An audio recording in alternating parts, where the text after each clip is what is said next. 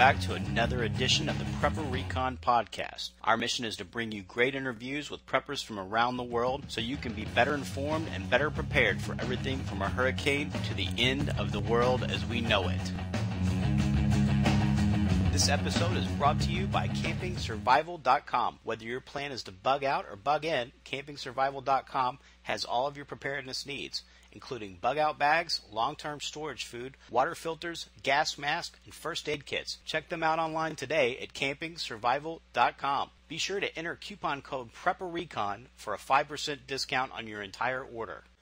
Today's guest is Dr. Kirk Elliot of AmericasFinancialDoctor.com. I think America needs a financial doctor about now because we have just about flatlined economically. I've actually been surprised at the ability of the powers that be to keep the life support going for as long as they have. Dr. Elliot, thanks for coming on the show. Hey, it's a pleasure to be here. Thank you so much. Oh, absolutely. It's a pleasure to get to talk to you again. We met at the Life Changes Be Ready Preparedness Expo in Central Florida last month, and it was a real pleasure to talk to you.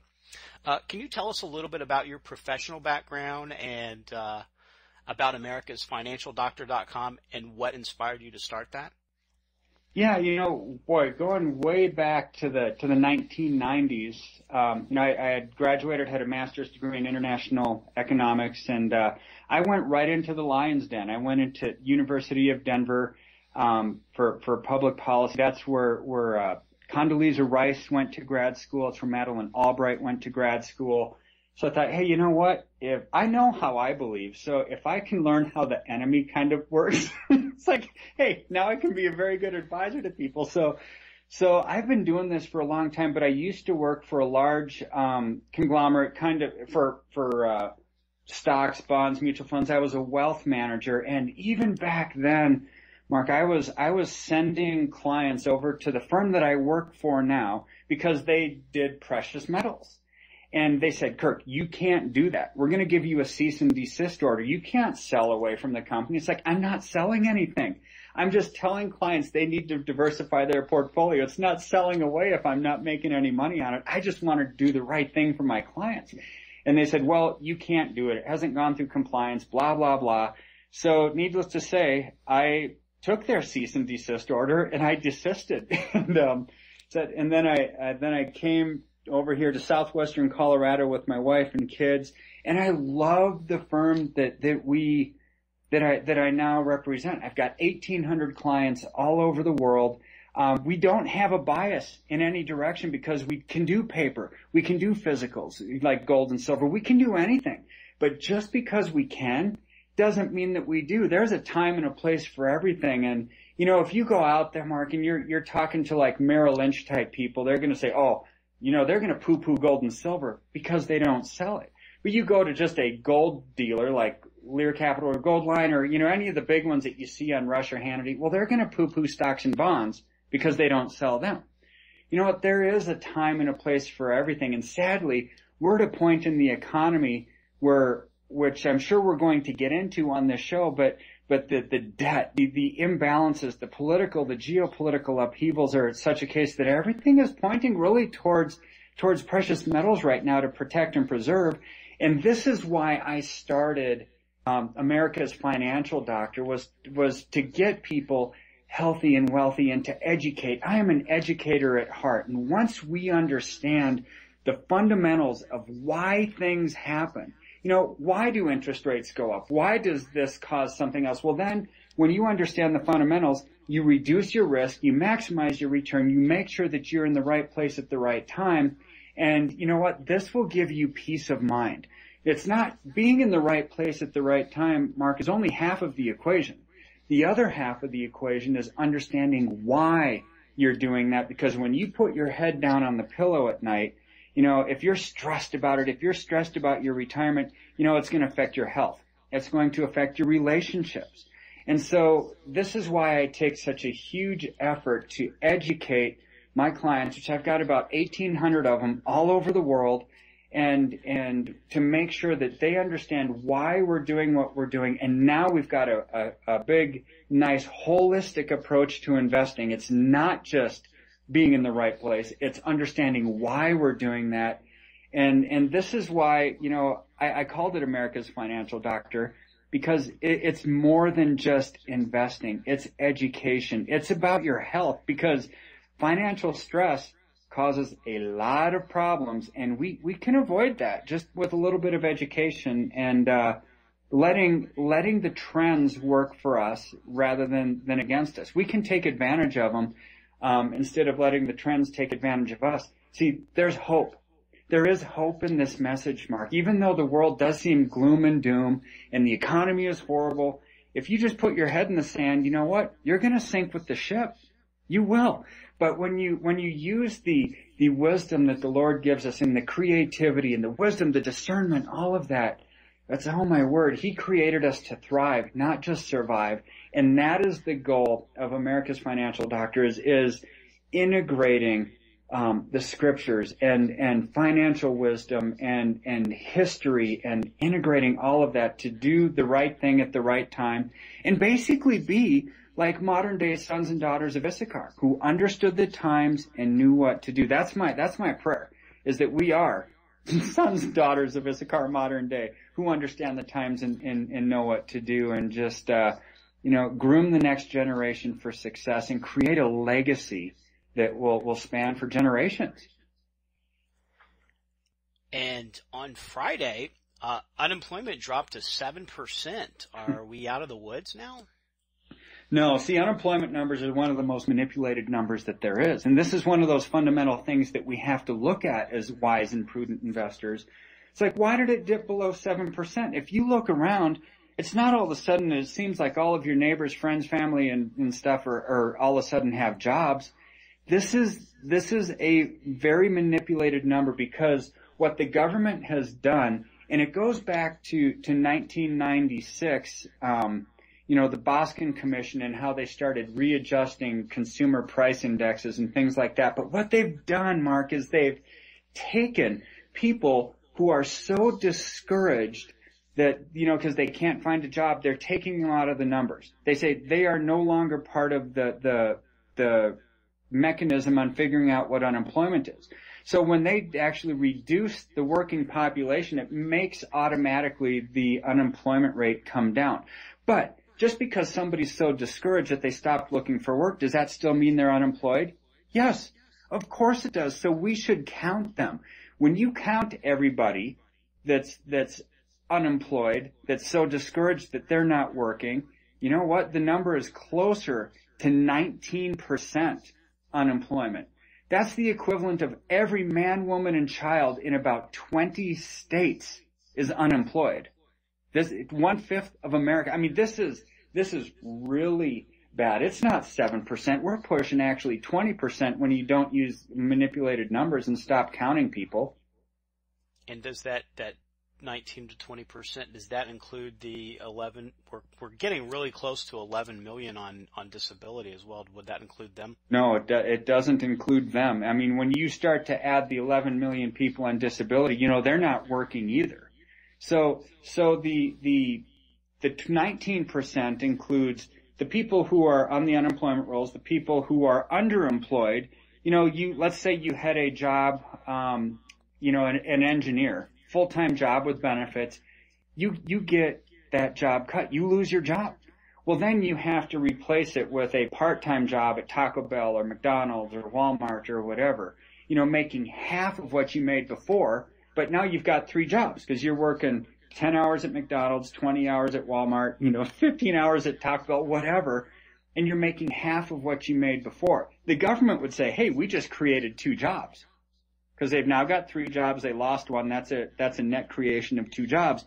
So you've got that kind of, mechanism happening, plus the people on disability. It's like, oh my word, now all of a sudden, you've got well over the equivalent of 20 states completely unemployed. Now, does this manipulated unemployment number, is this going to present a problem for the Fed? Because their most recent target for tapering quantitative easing was 6.5%. So if we hit that, which we're with the manipulated number, we may soon hit it. is that going to cause a problem for them? Because Janet Yellen is indicated that she wants to continue to be very accommodative. If they keep moving the goalpost, is the market going to keep putting confidence in them, or are people going to keep listening to them and believing them? Well, you know what? I don't think that they can taper quantitative easing. They've made their bed, now they have to sleep in it. Because, see, what's going to happen is more and more people are unemployed. What's the net result of that? Well, sales tax revenues are going to come down. Property tax revenues are going to come down as people can't afford to pay a lot for houses. Income tax revenues are going to come down because people are making less money. See, government revenue streams are going to be drying up. The only other alternative here is they're going to try to raise taxes to generate more revenue or print money. So, but I think sadly they're doing both. See, they always say, well, we're going to taper quantitative easing because the economy's getting stronger, and then 2 weeks later they'll recant that position and say, well, you know what? If we start tapering it, interest rates are going to go up, and we can't afford higher interest rates. This is why Janet Yellen, I believe, is so incredibly dangerous. You've got Rand Paul basically shouting it from the rooftops. We can't afford Janet Yellen as head of the Federal Reserve. She's very inflationary. But you know what? Nobody's listening to him, but he's right. He's not the only one. See, because in her speech, you know, when she had her nomination speech after President Obama said she is my nominee, and then she testified before the Senate in the confirmation hearings, you know what? She said, I've got one goal. And I'm paraphrasing here, Mark, but she said, I've basically got one goal and one goal only as next Fed chair. That is to keep interest rates low, because if they go up, the cost of housing goes up for everybody in America. And boy, when the cost of housing goes up, that affects families, that affects marriages, that affects kids. And it's like, you know what, if I didn't understand economics, I would have stood on the table and I would have pointed and I would have cheered and I said, yes, I want her, because I agree. But when you violate every biblical principle of success that there is for successful living, you know, Proverbs 22 says a borrower is a slave to the lender. Okay, well, we're violating that. You know, 2 Thessalonians 3:10 says, you don't work, you don't eat. Well, the government says, no, yeah, you don't have to work. If you want to eat, we'll still feed you. See, we'll be your protector. We'll be your provider. See, they're trying to take the place of God. And whenever you take the role of God out of God's hands, bad things are going to start happening. So this is what's happening in our economy. It is slowing down. There's absolutely no way that I think that they are going to ever reduce that quantitative easing, because they can't. There's very little demand for the U.S. dollar overseas, so somebody's got to buy our U.S. treasuries, and that's the Fed, when all they have to do is go to the printing press, press the red button, and print money out of thin air to buy our U.S. treasuries that nobody else wants. See, this is how it works. This is the mechanism, and if they taper, interest rates start to go up, and then we've got problems because we're in debt up to our eyeballs. Wow, that's spooky. It spooky is spooky stuff. Yeah.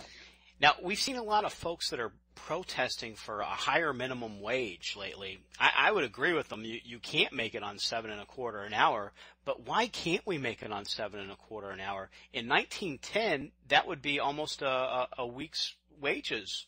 The average hourly wage in 1910 was 19 cents an hour.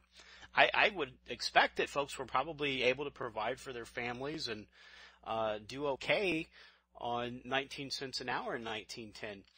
Does that have anything to do with the money we're being paid with? I have a U.S. gold coin that's from the same year, from 1910.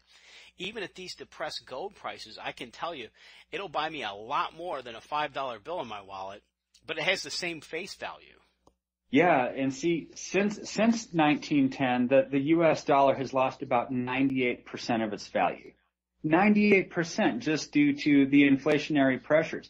See, if I were to come up to you, Mark, and say, hey, I am going to steal 98% of your retirement assets out of your IRA, you would say, no, you're not. And you would revolt. You would protest. You would say, there is no way you're going to take 98% of my retirement.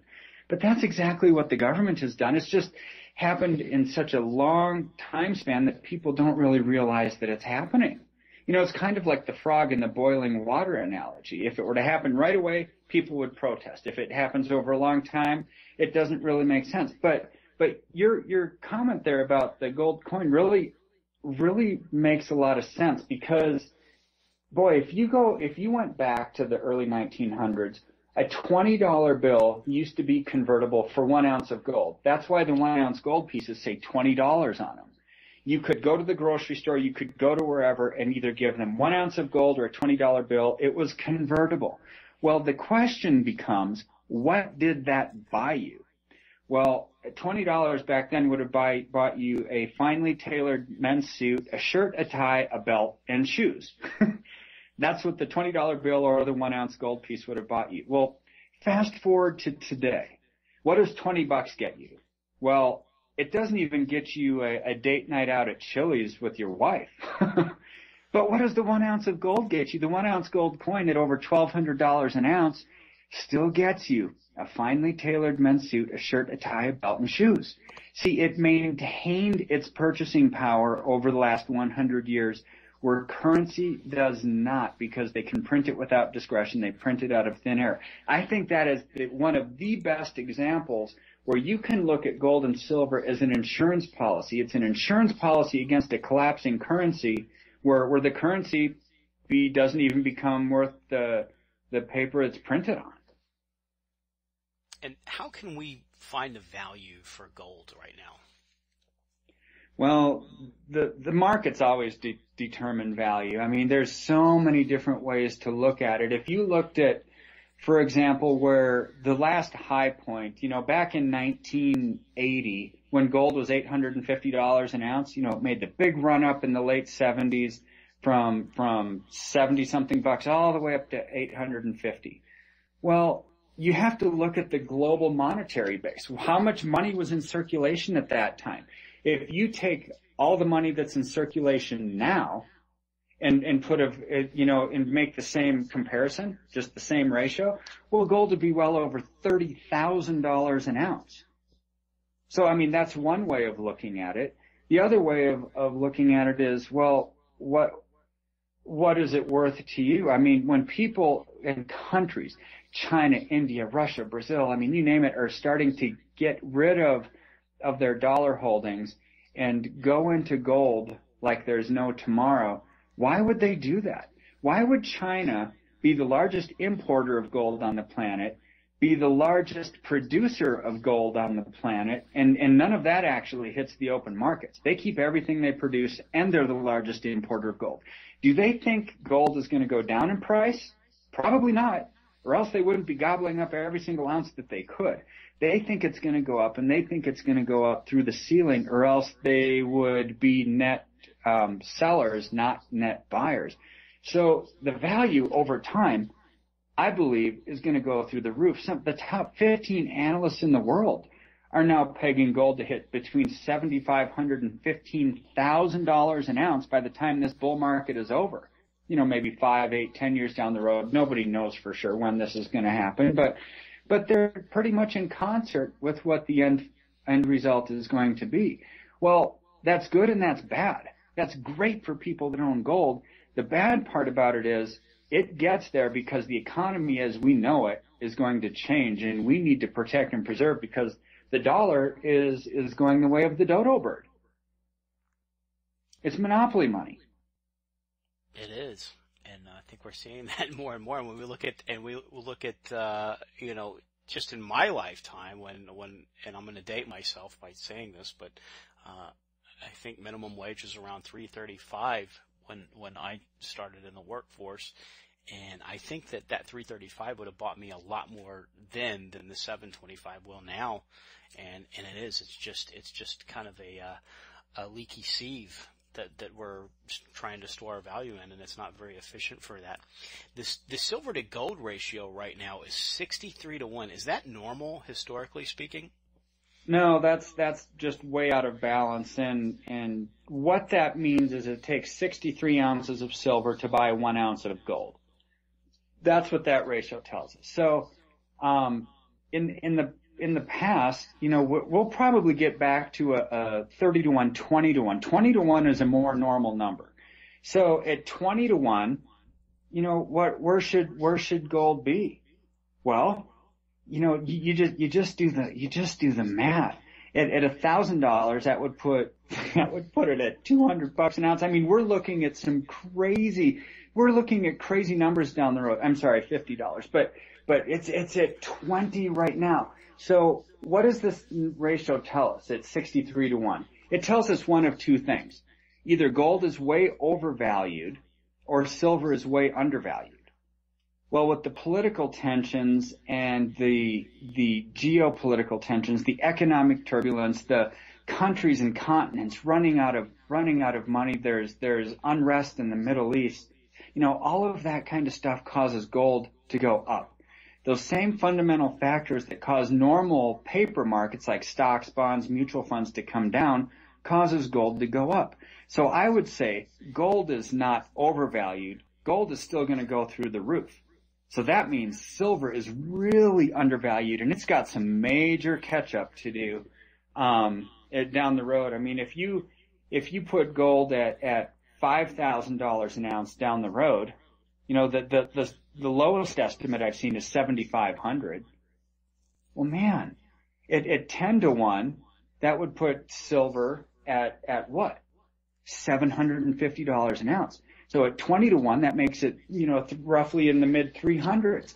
This is some huge growth that we have moving forward, on the gold and silver markets. And silver is undervalued. I would gobble up silver, and it plays a dual role. Not only is it a great investment, but you can use it for barter if you need to, because it's small, it's portable, it's easily exchangeable, and it's a lower value. It's the cheapest of the precious metals. And it's also retained its value fairly well since the 1900s, when a $1 coin was about 3/4 of an ounce of silver. So even at today's prices, even if you consider that it's very, very underpriced, it would still be about $15 worth of silver in that what used to be considered a silver dollar. Absolutely. Yeah, there's no doubt. And would you recommend that people would put more into silver than gold? And what do you think is a good ratio of your total allocation to metals exposure? What ratio should be silver and what ratio should be gold? I would say at somewhere between 60 and 70% of your position should be allocated into silver, and the rest 30 to 40% into gold. Now that's just for right now. What tells me that? The ratio tells me that. The ratio of 63 to 1 says you need to over allocate into silver. I'm a very logical, prudent investor. I'm very unemotional. I don't care what I'm allocated into as long as it's the right thing at the right time. And so if it were at 20 to 1, like what we're talking about, well, that would tell us you've got to have more allocation into gold, not silver. So that ratio that we're looking at, it tells us we have to be way over allocated into silver. Well, people would say, well, Kirk, why in the world would you not put 100% into silver then? It's like, because I never want to put all my eggs in one basket. Even though we have very little diversification, we're just in gold, silver, and we have some in cash for an emergency fund. That would be my allocation right now. Nothing else makes sense. But that's being a student of history. That's being understanding the markets, being modern day, sons of Issachar who understand the times and knew what to do, is identifying the trends. Once you identify the trends, you over allocate into those trends because there's strong fundamental reasons that cause them to go up. That way you can maximize your return, you can minimize your risk, and then, boom, off you go. Once they peak out, you lock in your profits. You go into the next undervalued asset class. The mistake most investors make is they become too emotionally attached to their investments, and they don't sell them at the right time. You have to have an exit strategy. Your exit strategy is just as important as your entrance strategy. And on gold and silver, your exit strategy in a best case scenario is, we're just going to ride the trend line up. We'll lock in profits and we'll roll into the next undervalued asset class. A worst case scenario is our currency has completely collapsed. We need this gold and silver to survive on. We need it to barter with. Either way, all arrows are pointing towards gold and silver right now because for strong fundamental reasons, it's the best asset class you can go into. Unlike the 1980s and 1990s, when it didn't make sense to be in gold and silver. At that point, interest rates were coming down. The dollar was strong. The Cold War was over. People's wallets were fat and happy. It made sense to be in stocks and bonds and real estate in the 80s and 90s. Well, we're not in the 80s and 90s anymore. A lot has changed. And so we just need to be wise and act with discernment and creativity and protect and preserve everything we've worked our entire life to accumulate. Do you have a formula or an amount of what people should try to set aside as a liquid reserve that's not really invested? And if so, what portion of that should be in precious metals? Well, I think they're two different things. I think the portion that you should have set aside is 3 to 6 months of your monthly expenses. That's your cash reserves. That way you don't have to liquidate something if some emergency comes up or whatever. Or you lose your job, you've got some cash to live on for a while until you can replace that income. So I would have 3 to 6 months of cash reserves. Now, your gold and silver is something different than that. That's not your emergency fund. That's going to be your growth. That's going to be your insurance policy against a collapsing dollar. Well, at minimum of all of your investable assets, I would say you need to hedge your paper assets at minimum 1-to-1, which means if you had $100,000 in stocks, bonds, mutual funds, you should have $100,000 in gold and silver. But that's at minimum. That's just a perfect hedge. So as your paper assets come down, your gold and silver will go up, in theory. But why just protect? Why not over allocate into the positive trending asset class? I've got more than that. I have more like 70% of my total investments in gold and silver. And I've got a PhD in economics. I don't see anything else that really makes sense. The stock market is revenue starved. With unemployment where it is, revenues are down. And revenues are what you need to look at. It really bugs me when financial news commentators will start talking about profits, because they'll say, company X had profits this quarter of so much money and it's a great company to invest in. No, any company can be profitable even if they're going bankrupt. If you lay off 20 or 30,000 people, now all of a sudden you look profitable, but your revenues are down on the floor. So look at revenues because that's a better forward indicator of where that company is going. Well, revenues across the board are coming down and down and down and down because people aren't spending money. We're tapped out. Our home equity lines are tapped out. Our credit lines are tapped out. Taxes are going up. We haven't even seen the beginning of that with Obamacare coming. So I don't see the stock market as a strong, solid, fundamental investment. Is it at lofty prices right now at 16,000? Yes, it's done pretty good, but it's being held up with stimulus money, not because of strong fundamental reasons like revenue. So for that reason, I don't see the stock market as growth. I see gold and silver as growth. And so once you understand these fundamental reasons that cause markets to move, you over-allocate. It doesn't make sense to me to go with a textbook definition of diversification, which would say put 5% into 20 different mutual funds, and that diversification will basically be able to weather any financial storm, and you'll do just fine. Well, you know what? When everything now is revenue driven, you could be in 20 different stocks or mutual funds, and as revenue sinks, as the economy sinks, you just invested into 20 different Titanics, and they're all going to sink. See, those kind of allocation models work well, very well, in a bull market when everything's going up. But you know what else works in a bull market when everything is going up? Is a blindfolded monkey throwing darts at a dartboard with ticker symbols on it. That blindfolded monkey will do just as good as an advisor when everything is going up. But boy, when you enter times like now, in a bear market, when things just don't make sense, this is where you really need to rely on God's wisdom and discernment and creativity and not man's wisdom. Man's wisdom is flawed. Look where it's gotten us. And so you over allocate into the positive trending asset classes, which takes more time. You have to do your homework. You have to be a student of the history and a student of the markets. But once you are, that's where this over allocation into these certain asset categories will actually reduce your risk while maximize your return. That was just a hilarious analogy about Jim Cramer. The blindfolded monkey throwing darts. What are the production costs for an ounce of silver or an ounce of gold? And are the miners still making money at these price levels? No, they're not making. Well, it depends on the metal. On silver, no. The average, I was just looking up one of the bigger silver miners. They're losing $4.55 per ounce at these prices. So with silver being in the $19, $20 range, their cost of production is about $25.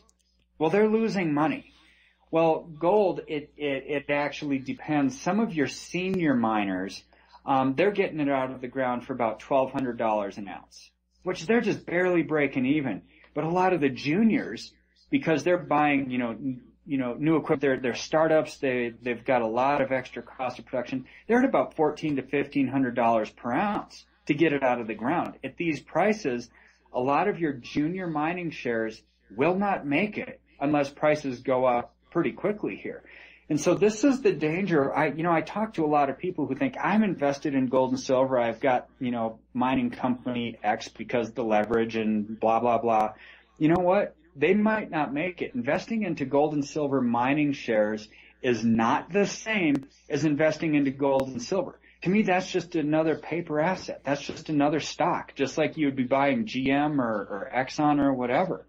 It is just a stock. It has management. It has issues. It has debt, and when you've got cost of production that is actually more than the cost per ounce, some of these companies are not going to make it through. Now, do I think that gold and silver is going to go up? Yes. I think it's going to go through the roof, and I think it's going to be the only thing that saves people's bacon over time. But I don't know the time frame on it. Nobody does. Anybody who says, it's going to start going up on this date, or I'm not going to buy gold until it goes down to $940 an ounce because that's what the charts say. It's like, that's silliness. Look at the fund. Nobody knows for sure. You're gambling with your financial future when the trends are this strong, when the fundamentals that are causing the trends are this strong. The fundamentals always trump everything. And hey, in a general rule of thumb, in a bull market, get in as soon as you can. In a bear market, get out as soon as you can. And we're not really seeing any drop in demand while we're seeing the price go down, and we're seeing these miners, I guess they're still producing even at a loss, hoping that the price is going to go back up. But the U.S. Mint sold 40 million Silver Eagles, which was a record amount for any year, and that was just through their sales through November, and we still have another month to go. I think they're not even making the 2013s anymore. I think now that they're more or less just taking the pre-orders for 2014s that you might be able to get in February. Yeah, there's a huge disconnect here between the physical markets and the paper markets, the futures contracts and so forth. It's very difficult, almost impossible getting any gold coins from Europe now. Why? Well, because Europe's falling apart. 17 of the 28 member nations are on the verge of bankruptcy. You've got Cyprus, you've got Greece, you've got Portugal, Italy, Spain, France, all on the verge of bankruptcy. Europeans are gobbling up so much gold and exchanging their worthless euros for it that we can't really get any more here in the United States in quantity. So where are we getting it from? Well, it's from people like you and me, just everyday Americans who maybe lose their jobs, and they say they have some gold from years past, and they say, I need to sell it. I just need to liquidate it to make ends meet. So the gold that we're seeing here, the British sovereigns, the Dutch guilders, the French francs, the Italian lira, just bullion-ish, bullion-oriented, just cheap gold, is coming from the secondary markets. It's not coming directly from Europe anymore. The same thing is going to start happening in the United States. There is massive, massive demand for physical gold and silver, but the paper prices, the futures contracts are keeping the prices low. This will not last forever. If there were warehouses full of gold, floor to ceiling, there was just zero demand and supply was through the roof, I would say, there would be a reason why prices should be low and I wouldn't invest in gold and silver. But that's not the case. The case is major supply issues. There's not enough to go around. And so that means in time, and probably a very short period of time, gold and silver prices will go through the roof. And so look at this consolidation. Look at some of these temporarily depressed prices in gold and silver as a gift. And gobble up as much as you possibly can. I really believe this is the gift of a generation. For you to protect and preserve everything you've worked your entire life to accumulate. And then if we do see these prices remain at these levels, we'll start to see miners going out of business, and then will we get a supply crunch, and then will that cause that uptrend to be that much more bullish? Yeah, it'll just amplify it, absolutely. And that's just economics 101 stuff. Little supply, high demand will cause prices to go up. Low demand, high supply cause prices to come down. Any combination of those, well, we're looking at higher prices down the road. That's just what the numbers, that's what the fundamentals are telling us. So view this, that's why I say, view this as a gift. Gobble up as much as you can while prices are at this level, because they won't last here for very long, I don't believe. We're in month 18 to 20 of a consolidation period in gold and silver. Well, in any bull market, you've got 2 steps forward, 1 step back. 2 steps forward, 1 step back. This is, in simplified terms, the end of one of those 1 step back periods, and we're in for another big run up in prices. Nothing goes straight up, nothing goes straight down. This is, in a strange sense, normal. Deuteronomy 28 talks about the blessings for obedience to God and the curses for disobedience to God. Is it possible for our country to get back on track financially without getting back on track spiritually? Actually, no. The Bible is very clear on that. If you look at something like verses in 2 Chronicles, if my people who are called by my name will humble themselves and seek my face and repent and turn away from the evil ways, then I will hear from heaven, I will forgive their sins, I will heal their land.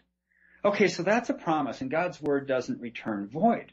So, but what does that mean? If my people who are called by my name, that's not everybody, that is the church. So here's where I think for revival to happen, for this economy to turn around, for God to heal our land economically, everything that's ailing us here, the church has to wake up. We've got to turn around. We've got to repent. We've got to start abiding by biblical principles for successful life, getting out of debt, loving our neighbor, being Jesus' hands and feet on this earth. And yeah, without that, no, I think we're done for. I really do think that it is up to the church at this point. It has to be a spiritual revival that will start to cause physical revival.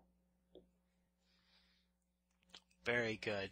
And are we adhering to the principles of keeping government out of the church, or is the tax-exempt status used to keep the pulpit silent on perhaps the most important topics of the day? Is that used as sort of a threat to pastors?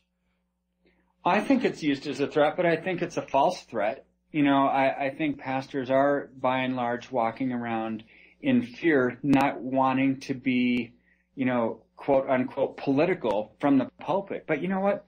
It's not being political from the pulpit when you talk about things that are affecting us today. Things like sanctity of life, like sanctity of marriage, like debt. All of these things Jesus talked about, so therefore we should talk about them. That's not political. That's just life. But if the church body would start to understand these things, would understand public policy and get more engaged and be active in it, you know what? We could then actually have a louder voice, make our voice heard to the politicians and actually change this culture. But when pastors are unwilling to talk about it, see, I think that the pastor's biggest blessing is also their biggest curse, and that is that they love people. Pastors love people. That's why they're a shepherd. That's why they are a pastor. But because of that, they are sometimes unwilling to say something that will give them a negative email on Monday morning. You know, they just don't want to ruffle any feathers. They just want to love. That's their nature. That's what makes them great pastors and lovers of people. But you know what? Sometimes love means you've got to step outside of the box. You know, the Lord disciplines those he loves too. And so we've got to wake up. If we don't, everything that we cherish in this country, our freedoms, our political freedoms, our economic freedoms, our religious freedoms, our personal freedoms, I think they go away. So it really does put a lot of pressure, so to speak, on the pastors. See, if the pastors aren't speaking the truth from the pulpit because they're afraid, then who's left speaking? It's just the liars. And I believe that's exactly how the government wants it. You know, this is how it was in Hitler's day. This is what he did. He silenced the clergy. And then that's how he got away with stuff. And so the church has a huge responsibility here, but to whom much is given, much is required. And we need to get out there and we need to love our neighbor and we need to be pastors in our own community and in our own neighborhoods. I believe, Mark, that the church should actually start outside the walls of the church, not stay inside of it. There else it just is no good. Yeah, and you're offering your film 300 Slaves to all of our listeners today, and we're going to have a link for people to get to that in today's show notes. In there, you describe the cycle of democracy. Can you give us a brief overview of that? Yeah, in that documentary, 300 Million Slaves, that's the population of our country. That's where I think we will be if we don't wake up quickly. But the cycle of democracy it's a scary cycle, but democratic republics, throughout history have all gone through this cycle. In the average cycle, the length of the average cycle of democratic systems is 200 years. 200 years. This was put together by Alexander Tytler, who was a Scottish historian in the late 1700s. And so we have to ask ourselves, where are we? Well, we became a nation in the late 1700s. Well, where are we now? We're 236 years into this democratic experiment, so to speak. We're pushing the edge of the envelope when the average throughout history is 200 years. So what is the cycle?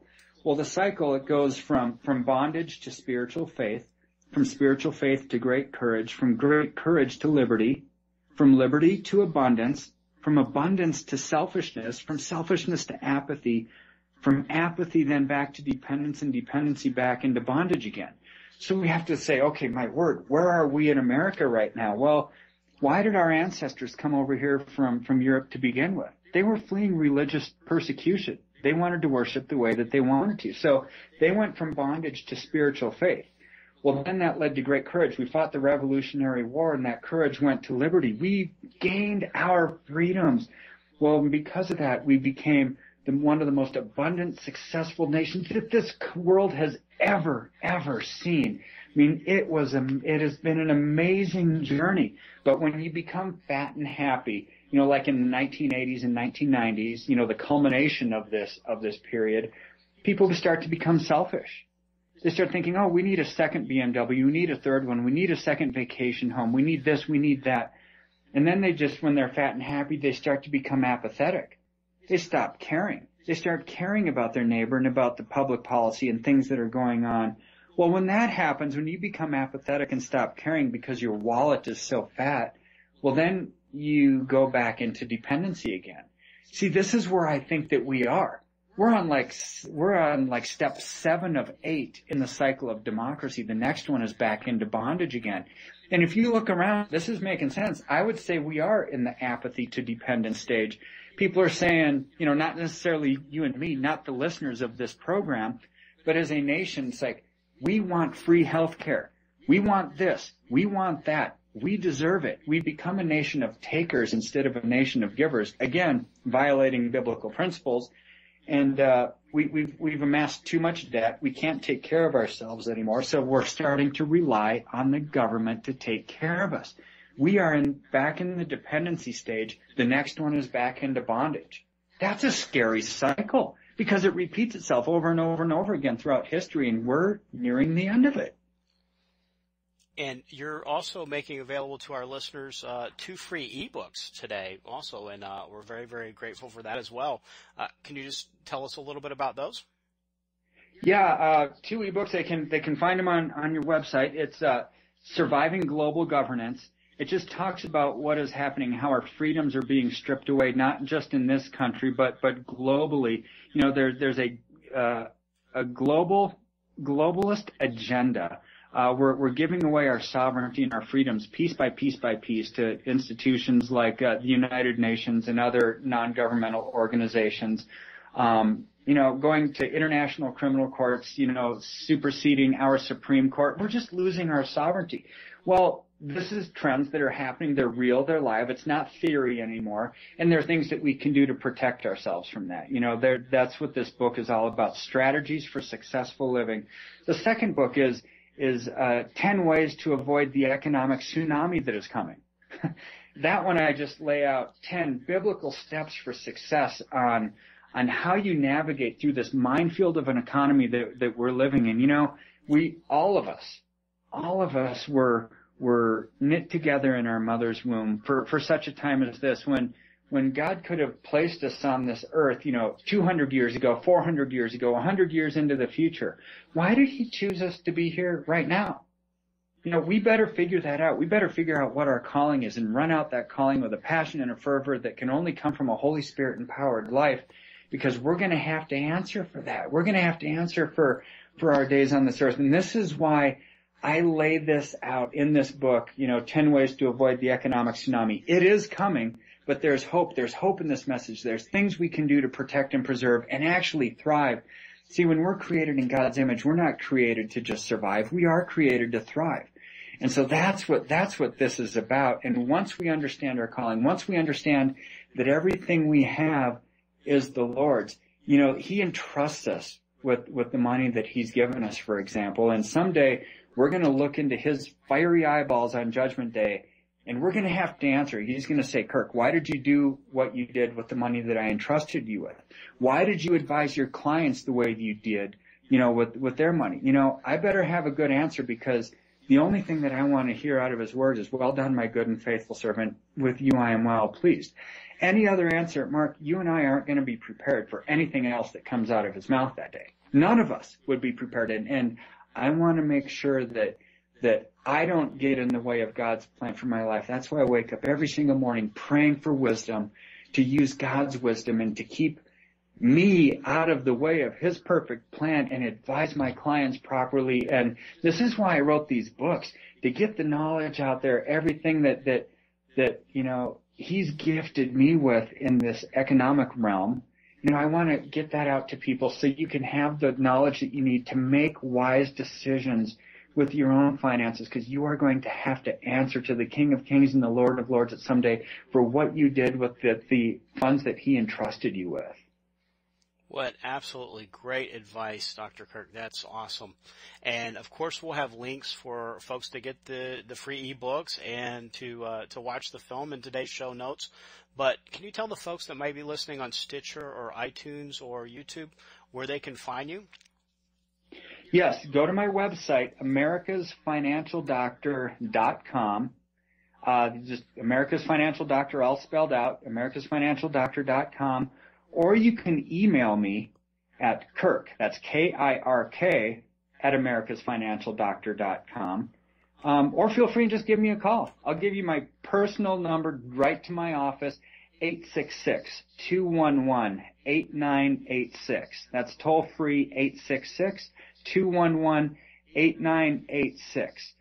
That's how you can reach out to me personally. But boy, if they go to your website, they can get Surviving Global Governance. They can get the 10 ways to avoid the economic tsunami. They can watch that documentary, 300 Million Slaves It is free. You know, this is just something that the Lord has compelled me to do over the last month, is make this free on this streaming download for people, because we have to get this message out there. The window of opportunity to protect and preserve our freedoms is not going to be open forever. And really, to whom much is given, much is required. And I've got to get this message out to the masses. And so thank you for sharing it with your listeners. But hey, you can't beat free. It's a great message. Can't beat free.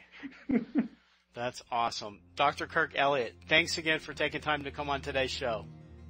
Hey, it's my pleasure. Thank you so much. Hey, Preppers and Patriots. My new book, American Exit Strategy, Book 1 of the Economic Collapse Chronicles, is now available in audiobook format through Amazon, iTunes, and Audible. Of course, you can still purchase the Kindle edition or paperback edition through Amazon as well. God-fearing patriots and those who believe in the Constitution will find this near-future dystopian novel to be right up their alley. Those who are looking to be more informed about the potential threat to America's financial stability will learn what to watch for and how to prepare themselves for an economic collapse. In Book 1, America is on the cusp of financial annihilation. Matt and Karen Baer face the challenges of Main Street during a full-scale financial meltdown. Government borrowing and monetary creation have reached their limits. When funds are no longer available for government programs, widespread civil unrest erupts across the country. Matt and Karen are forced to move to a more remote location, and their level of preparedness is revealed as being much less adequate than they believed prior to the crisis. Meanwhile, Paul Randall, a third-party presidential candidate, arises to push back against the welfare and warfare spending that have bankrupted our country. Paul Randall proposes a plan to mitigate the coming hyperinflationary collapse, which is a mathematical certainty. His plan is known as the American Exit Strategy. American Exit Strategy uses survival fiction to take an in-depth look at the real-life politics and economics behind the issues that are likely to trigger a currency collapse or financial meltdown in the near future. American Exit Strategy is a work of fiction until it becomes history. The book is chock full of great prepper tips, and it makes a great Christmas gift for those who are trying to wake up to the need to prepare. Get your copy today at AmericanExitStrategy.com or through Amazon. God bless and happy prepping.